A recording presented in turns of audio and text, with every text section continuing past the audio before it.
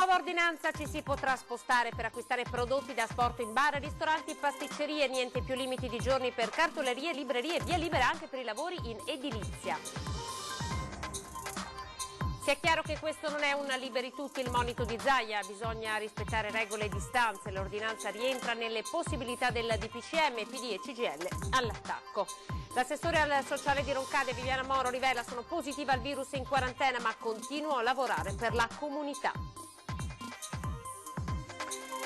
A Treviso il contagio di una segretaria ha imposto al preside delle Stefanini di lasciare a casa i collaboratori gestendo completamente da solo una serie di scuole cittadine. Dolore per la morte del 55enne Angelo Pantucchio, prima vittima in Veneto tra gli operatori sociosanitari, lavorava a Casa Fenzi, la moglie aveva paura. Pensioni di maggio in pagamento già dal prossimo lunedì 27 aprile, Poste Italiane spiega come riscuoterle negli sportelli della marca. Domani la cerimonia del Patriarca dalla Basilica di Venezia, nel giorno della festa di San Marco. Antena 3 la trasmetterà in diretta a partire dalle 11. Da questa mattina è ascoltabile nelle più diffuse piattaforme digitali la canzone dedicata ai veneti nel tempo del coronavirus. Oltre 30 gli artisti impegnati, tra i trevigiani Tolo Martone e Alberto Grollo. Buonasera, ben ritrovati l'edizione trevigiana dei nostri notiziari. Partiamo come sempre puntuali e con i numeri che vi possiamo dare per la giornata di oggi. Parliamo di dati, sono 348 casi di positività al coronavirus in Veneto e 18 sono i decessi. Nessun decesso è stato registrato nel Trevigiano. In provincia di Treviso i casi attualmente positivi sono 1254, mentre sono 930 i negativizzati. Diminuiscono i posti letto occupati di terapia intensiva, meno 10, mentre siamo a 130 in tutto il Veneto. Diminuiscono di 30 unità anche i ricoverati in area non critica, che restano comunque 1159. Sono dati di fatto positivi. Vi ricordo dunque che oggi nel Trevigiano non è stato registrato nessun decesso. E adesso c'è questa nuova ordinanza, quella annunciata a sorpresa dal governatore Luca Zaia, che di fatto allenta parzialmente le restrizioni. Vediamo di che cosa si tratta. Oggi vi annuncio a sorpresa un'ordinanza. Dati alla mano, il presidente Zaia oggi ha deciso di applicare una nuova ordinanza attiva dalle ore 15, basandosi sul trend positivo degli ultimi 11 giorni, con 400 ricoveri in meno e 115 terapie intensive in meno. Il trend c'è, la tendenza c'è, merito sicuramente importante del rispetto delle restrizioni, ma penso che sia anche doveroso da parte nostra, da parte mia in particolare che firmo, prendere atto del fatto che la tendenza c'è. E alla luce di questi dati, prima considerazione è che si possono attivare ancora, come si vuole, degli allentamenti, per quanto possibile, per quanto concessi dalla legge. Vi ricordo che le aziende non le apriamo, le chiudiamo noi. Con questa ordinanza Zaia dà il via libera in primis al take away. Tutto l'asporto, il take away funziona, non devi consumare lì, quindi vai in gelateria dove non puoi prenotare il cono di gelato. Vai a prendertelo e non stai lì a leccartelo davanti al banco della gelateria o a mangiare la coppetta davanti alla gelateria e vai a casa o vai da un'altra parte. Però questo significa che tutto quello che è take away, compreso il car delivery, quindi anche per capirci la consegna, so che ci sono molte attività che consegnano addirittura in auto eccetera, è a nostro avviso, a mio avviso, visto che la firmo io, da concedere. Il tutto da svolgersi in totale sicurezza, con opportune distanze e mascherine. I negozi di abbigliamento per bambini, cartolerie e librerie precedentemente aperti 2 giorni alla settimana potranno ora seguire il normale orario di apertura. Consentiti inoltre i lavori edilizi e sulle opere pubbliche per categoria, non più per codice Ateco. Un altro allentamento riguarda l'accesso ai cimiteri. Vorrei dirvi, i cimiteri non sono mai stati chiusi, mai. Sono chiusi in virtù di ordinanze comunali. Questa è una sorta di moral suasion. L'ho voluto mettere in ordinanza, mi rendo conto che la competenza è del sindaco se decide di chiudere e non ho nulla da dire. Però abbiamo un sacco di persone, e guardate, che ci chiamano, persone che hanno perso il marito, la moglie, il bambino, figli piccoli, e che giustamente non ce la fanno a stare a casa neanche un giorno senza andare a far visita ai propri figli, ai propri coniugi, ai parenti, ai genitori. Quindi penso, e qui faccio un appello anche ai sindaci, mettiamoci tutti una mano sulla coscienza. Saranno aperte poi le fiorerie, da stabilire la vendita di piantine nei mercati, concessa la coltivazione del terreno per uso agricolo per autoconsumo anche all'interno di orti urbani e comunali, sempre nel rispetto delle disposizioni di protezione. Confermata invece la chiusura domenicale dei supermercati. Duramente contestata questa ordinanza dal Partito Democratico, che così ha commentato la smania di apparire del presidente Zaia continua a creare confusione. Scrivono i Dem: che senso ha annunciare una nuova ordinanza alle 13 con immediata entrata in vigore? Se voleva dare un allentamento rispetto alle maggiori restrizioni che ha il Veneto su scala nazionale, poteva comunicarlo per tempo. Già adesso i sindaci proseguono. I consiglieri Dem sono in difficoltà perché tempestati dalle richieste dei cittadini che vogliono recarsi al cimitero, come annunciato dal Presidente durante il punto stampa. Dura anche la CGIL, che dice: siamo ben lontani dal poter allentare la guardia, mancano solo 4 giorni lavorativi all'allentamento del lockdown in tutto il Paese, annunciato dal Governo. Cristian Ferrari, segretario regionale, dice: un'ordinanza che cambia di poco la sostanza delle restrizioni vigenti, ma lancia un messaggio molto pericoloso ai cittadini alla vigilia di 2 importanti giorni di festa.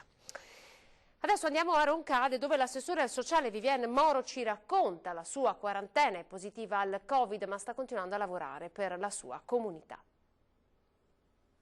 Ho avuto febbre alta, perdita del gusto e dolori, però non ho mai avuto problemi né a respirare né tantomeno tosse. È dal 14 marzo che la 27enne Viviane Moro, assessore comunale a Roncade, si è messa volontariamente in quarantena. Quei sintomi, seppure parziali, erano quantomeno sospetti, tanto da convincerla a informare il medico di base e attivare la procedura di autoisolamento. A confermare la positività al Covid-19 è arrivato, dopo circa 3 settimane, il tampone. Nell'ordine anche delle priorità, essendo io un caso, comunque sia, essendo giovane e vedendo anche che il decorso comunque sia non destava troppe preoccupazioni, ovviamente è stata data la precedenza ai casi più a rischio. Forza d'animo e anche una buona dose di pazienza, doti che serviranno a Moro ancora per un po'. Al momento devo rimanere, sono in isolamento fino al 29 di aprile.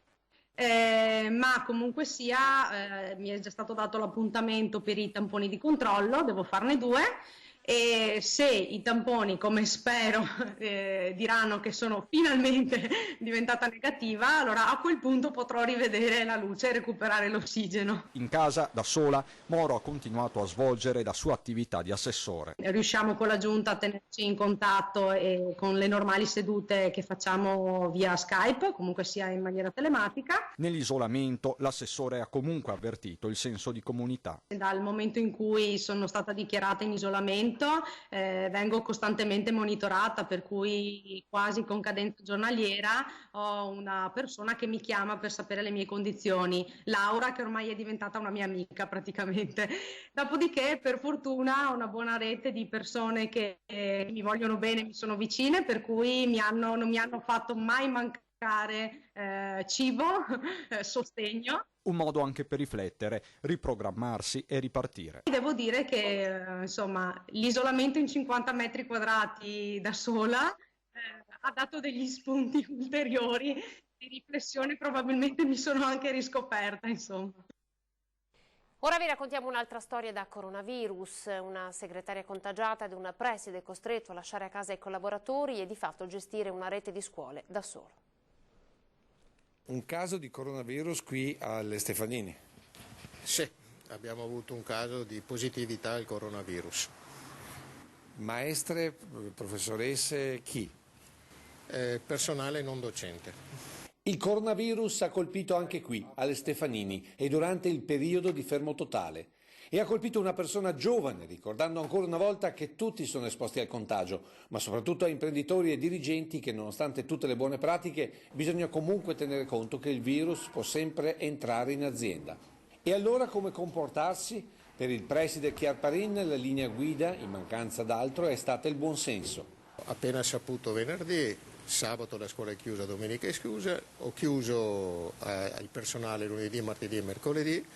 Sono venuto qua da solo a gestire tutte le cose, ho aspettato comunicazioni dall'AIL che non sono arrivate, quindi vuol dire che tutto era sotto controllo e quindi giovedì abbiamo ripreso il servizio con le turnazioni, con tutti i sistemi di sicurezza previsti. Una storia che sarebbe passata inosservata se non ci fossero stati i social, dove la riservatezza dei dati sulla persona infetta tenuta dal preside è stata bellamente infranta e non solo.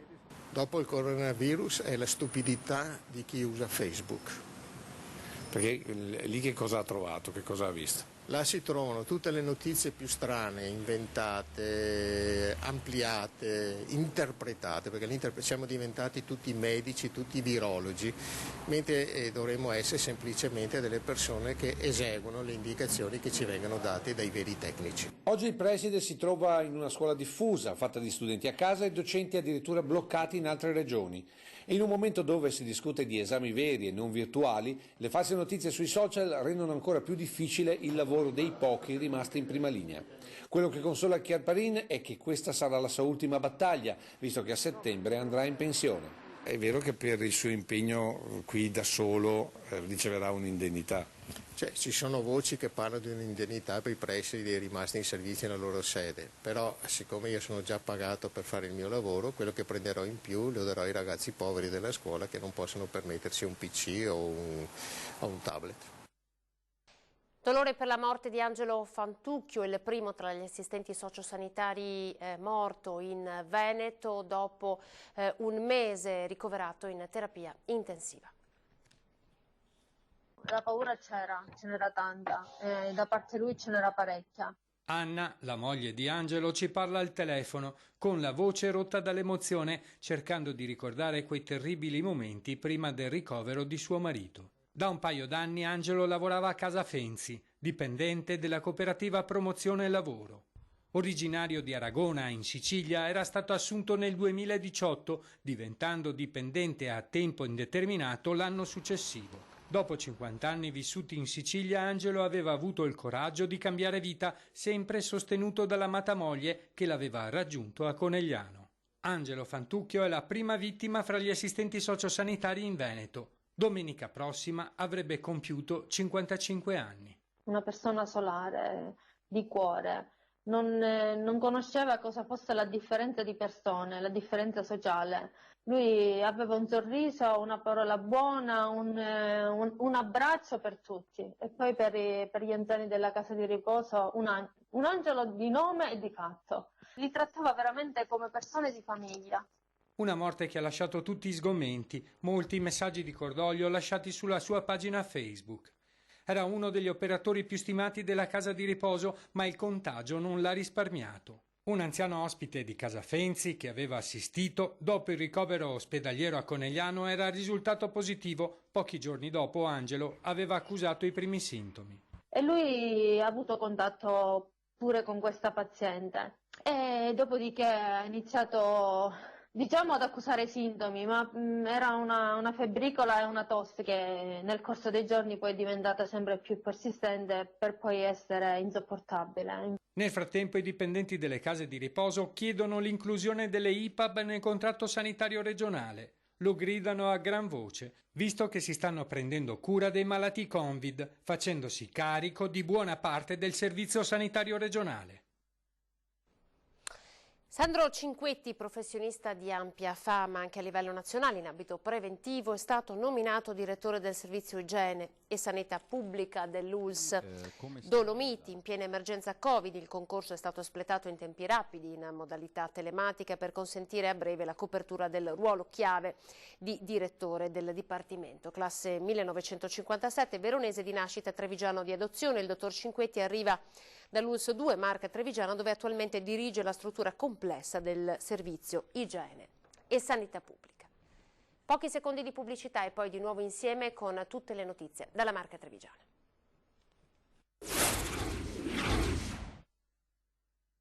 mano.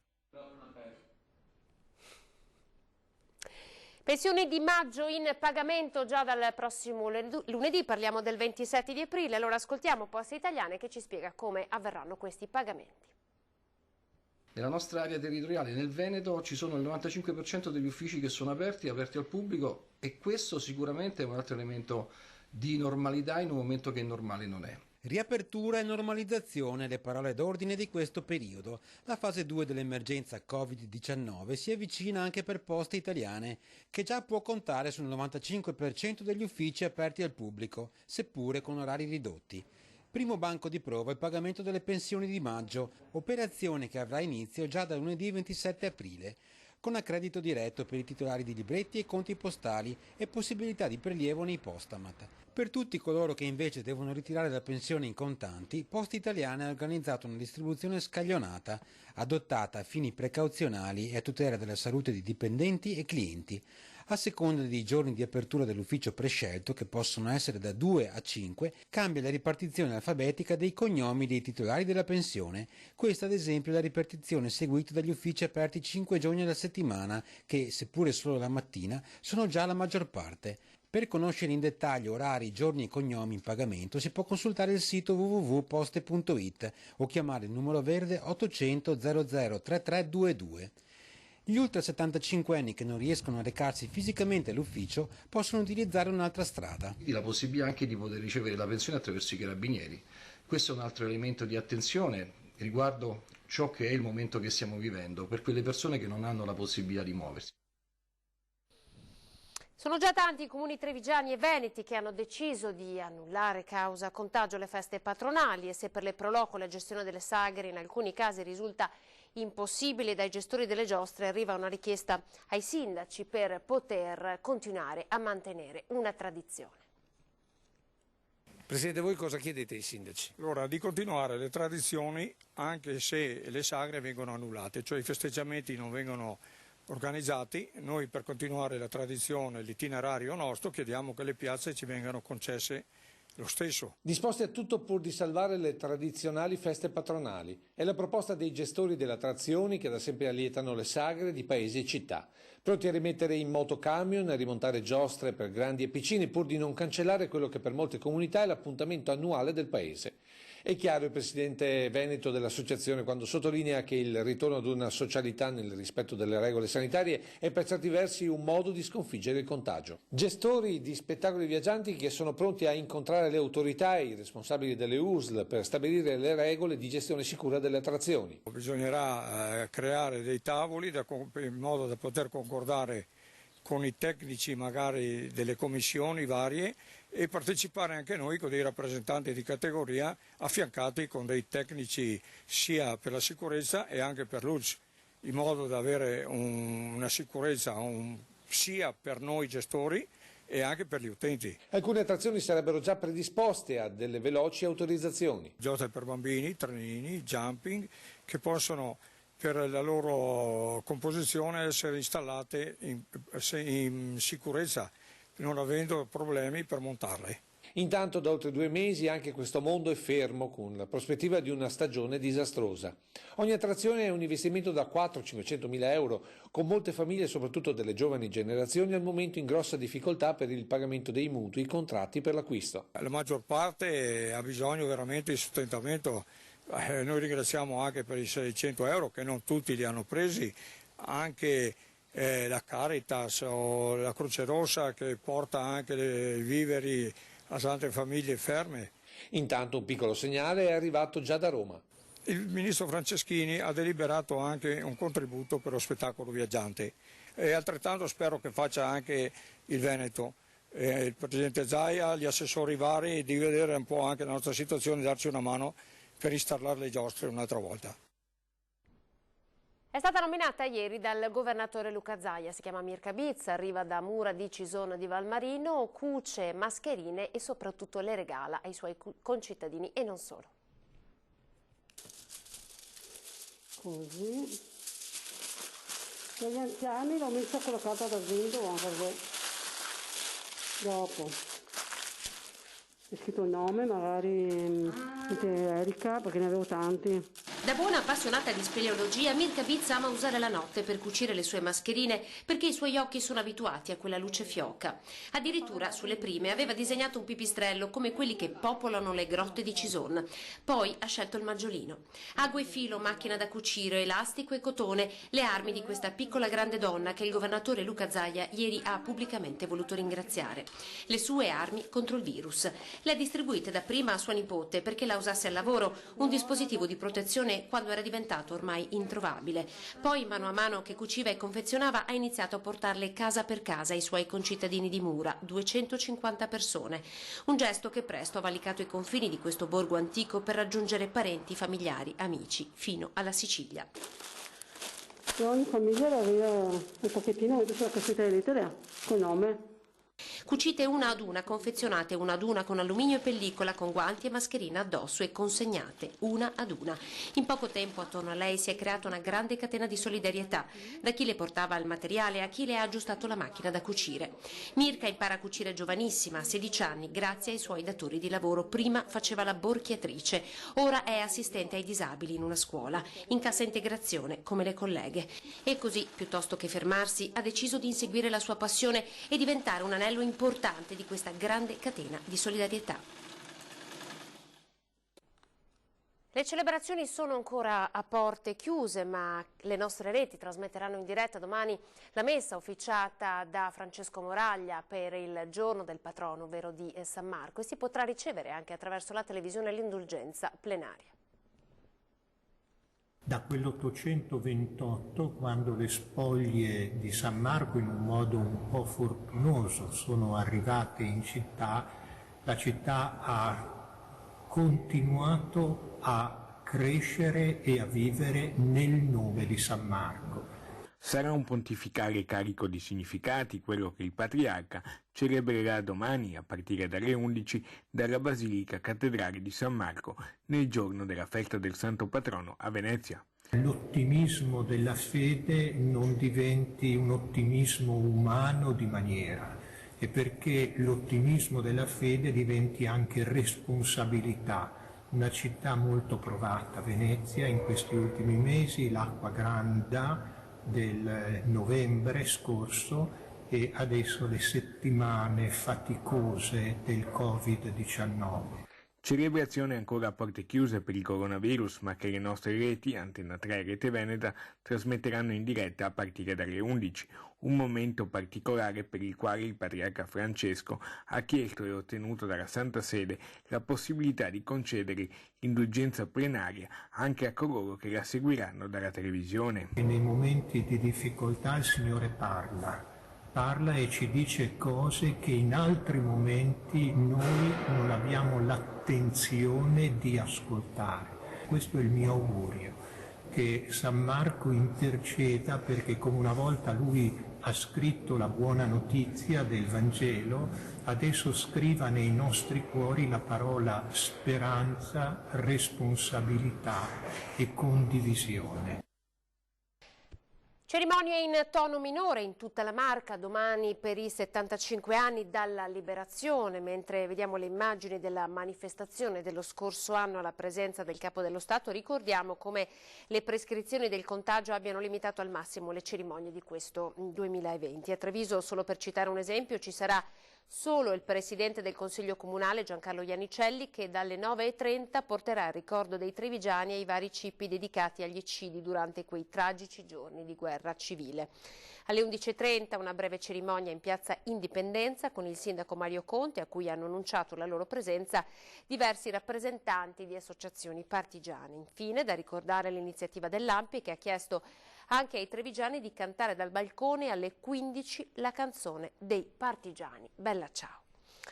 E a proposito di canzone, da questa mattina è ascoltabile nelle più diffuse piattaforme digitali, un'esclusiva di Antena 3 che vi facciamo ascoltare in anteprima. Sono oltre 30 artisti veneti che hanno creato questa canzone e strappato una promessa al governatore Luca Zaia. Gente bella, gente bella, gente bella noi. Ma perché gente bella? Ma direi siamo tutti gente bella, perché con quello che sta succedendo e tutto ciò a cui siamo costretti, direi che il nostro modo di reagire, che è stato veramente fantastico. Una canzone per i veneti degli artisti veneti. È quella pensata da Alberto Grollo, Stefano Dall'Armellina e Pietro Brovazzo, e cantata da oltre 30 artisti da tutta la regione. È tutto nato da questi giorni decisamente strani. Quando un artista prova un'emozione, è chiaro che cerchi un po' di tradurla in musica e in parole. Ad ognuno la sua arte, per poi ricominciare, per poter guarire, mentre la terra ti fiorisce sotto i piedi, per farti un po' sperare, per non dimenticare. E tra le tante parole quella prevalente è speranza. Gente bella, gente bella. Speranza, fantasia e soprattutto una storia da raccontare, che sia comune, che sia fatta insieme una volta ogni tanto, che ci aiuti a superare questo periodo. Torneremo a stare insieme a cantare, un po' più saggi, con più amore. Una canzone e un videoclip costruito a distanza, con telefonini e videochiamate. Però è stato un bel gioco, perché hanno partecipato artisti del calibro di Aldo Tagliapietra, Jadis, Riz, Federico Stragale, Andro Barsotti, e fino a 30 artisti. E vogliamo fare questo come un regalo a chi è in prima linea. Sasso, carta, forbici e dottori, le sfide della vita che ci rendono migliori. L'alpino che si alza, la bara senza fiori, le anime diverse che o ci vivi o qui ci muori. Quanto stavamo bene, che pensavi di star male, nei ricordi colorati delle nuvole e del mare. A mio nonno che hanno chiesto di combattere lontano, e a te che chiedo solo di stare su un divano. Una canzone che gli autori sottolineano non è fine a se stessa. Tutto quello che arriverà dalle visualizzazioni e dalla raccolta fondo andrà alla Regione Veneto. Gente bella, ancora più bella, gente bella, gente bella, noi. Canzone fatta ascoltare in anteprima al governatore Zaia, che non solo ha approvato un'iniziativa, ma avrebbe addirittura fatto una promessa. Appena terminata l'emergenza ci troveremo in uno studio di registrazione professionale e allora aspettiamo che venga a cantare con noi, perché comunque noi veneti siamo gente bella. Gente bella, gente bella, te lo voglio raccontare. Gente bella che si aiuta in un unico pianeta, miliardi di anime in una sola direzione. Noi ci troveremo tutti quanti, uniti tutti quanti, bastardo invisibile. Noi siamo gente bella per chi ha dato la vita. Allora, come ogni venerdì andiamo insieme a vedere le previsioni del tempo per questo weekend. L'alta pressione sta cedendo gradualmente, è un segno evidente il tempo che cambia e finalmente potremo avere qualche precipitazione, ma molto gradualmente. Prevediamo infatti su Treviso, sul Trevigiano, per domani ancora inizialmente cielo in prevalenza sereno poco nuvoloso, dalla nottata di domani un peggioramento anche abbastanza veloce, quindi col cielo che si copre e avremo delle prime precipitazioni che ci interesseranno per domenica anche mattina e quindi con precipitazioni più o meno diffuse e qualche effetto anche temporalesco. La temperatura sta crescendo, poi già un miglioramento nel corso di domenica e una pausa per lunedì, poi da martedì ci aspetta una settimana all'insegna del tempo instabile, quindi piogge più frequenti, più diffuse e qualche fenomeno temporalesco. Un miglioramento è previsto addirittura proprio per domenica, ma della prossima settimana. I venti sono deboli con qualche rinforzo dai quadranti occidentali, le temperature, le minime tenderanno per domenica ad alzarsi, ma le massime ad abbassarsi, quindi per domani ancora 12-13 gradi le minime, le massime ancora intorno ai 24-25 gradi, invece per domenica le massime scendono a poco oltre i 20 gradi, quindi un abbassamento dovuto al cielo coperto. L'alta Adriatica è previsto poco mosso, è tutto. Tra pochissimo Belluno per tutte le notizie.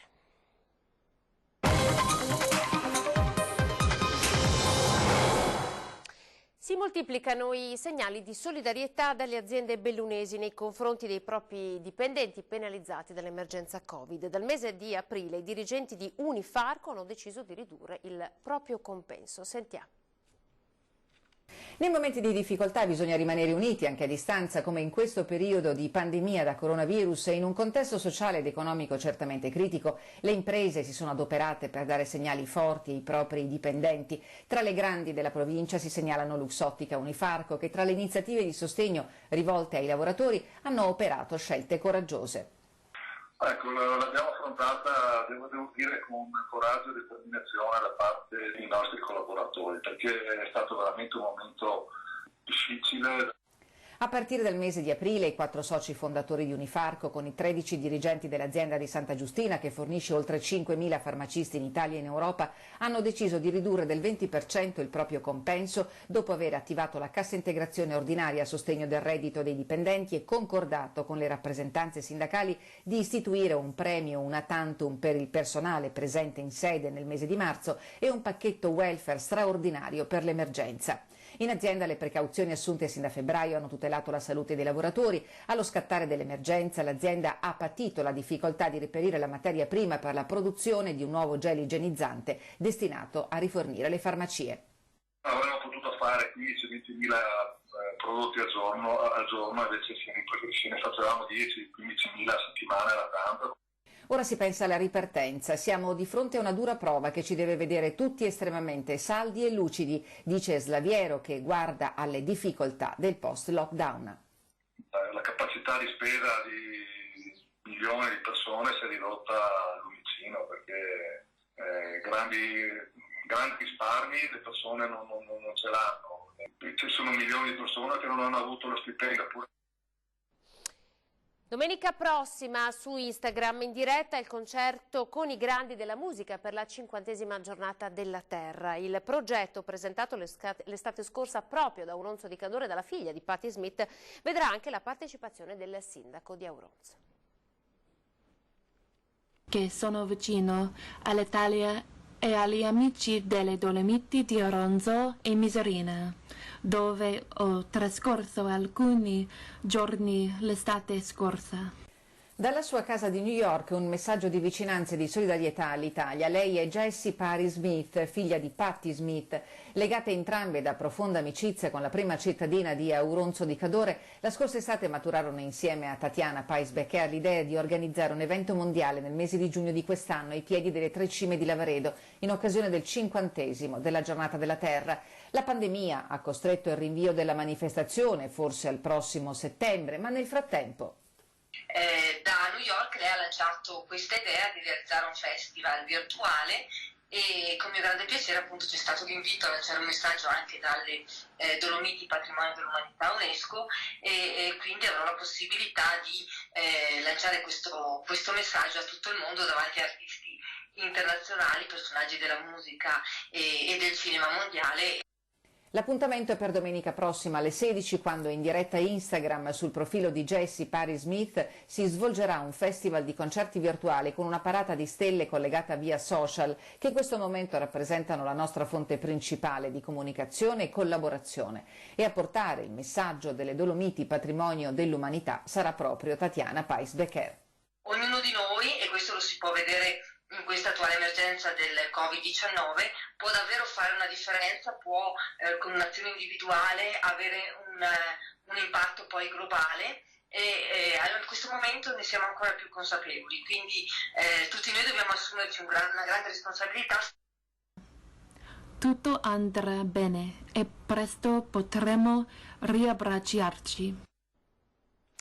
Bimbi in TV, continuate a mandarci i vostri video, vi chiediamo di mandarci via WhatsApp oppure al numero 351 17 55 3 e 40, non delle semplici foto ma proprio dei brevi video, possibilmente in orizzontale, storie, giochi, passatempi dei nostri bambini che diventeranno, se lo vorrete, energia per tutti. E allora questa sera vi facciamo vedere i video di Clevis da Conegliano, Mariana di Meduna di Livenza, Matteo di Casale sul Sile, Lorenzo e Agnese di Bibano, di Godega, di Sant'Urbano.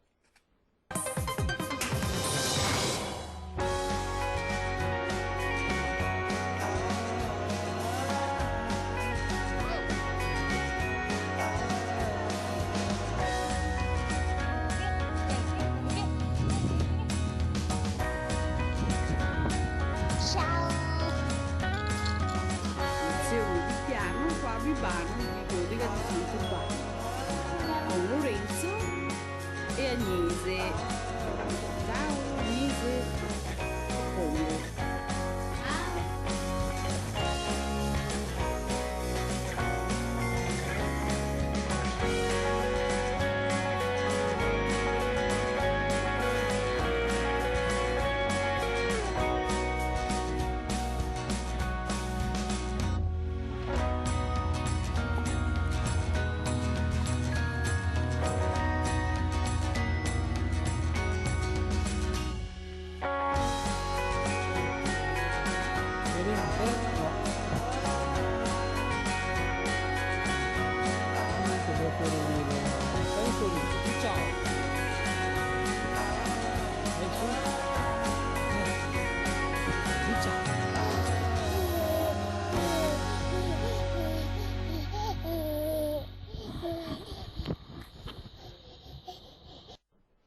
Con l'energia e la creatività dei bambini noi ci salutiamo, vi lascio alle previsioni del tempo.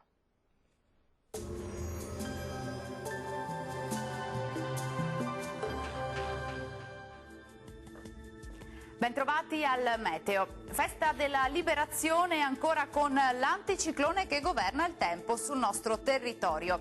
Il dettaglio di sabato 25 aprile. Sul Veneto tanto sole, il cielo si presenterà sereno o al massimo poco nuvoloso, vedete, su tutti i settori della nostra regione. Qualche addensamento sarà possibile sui settori montuosi, dove non si escludono anche locali acquazzoni. Temperature minime fino a 11 gradi, valori massimi compresi invece tra 21 e 26 all'incirca. Stessa situazione di fatto anche sul Friuli Venezia Giulia, con ampio soleggiamento un po' dappertutto, in genere qui senza precipitazioni. Temperature minime tra 8 e 13 gradi, massime invece tra 20 e 24. Infine poche novità sul Trentino Alto Adige, anche qui sarà soleggiato ovunque, tuttavia saranno possibili dei piovaschi a carattere sparso. Temperature minime sui 9 e 11 gradi, valori massimi invece sui 26 gradi. Dal Meteo per ora è tutto, vi auguro un buon proseguimento con Antenna 3. Arrivederci.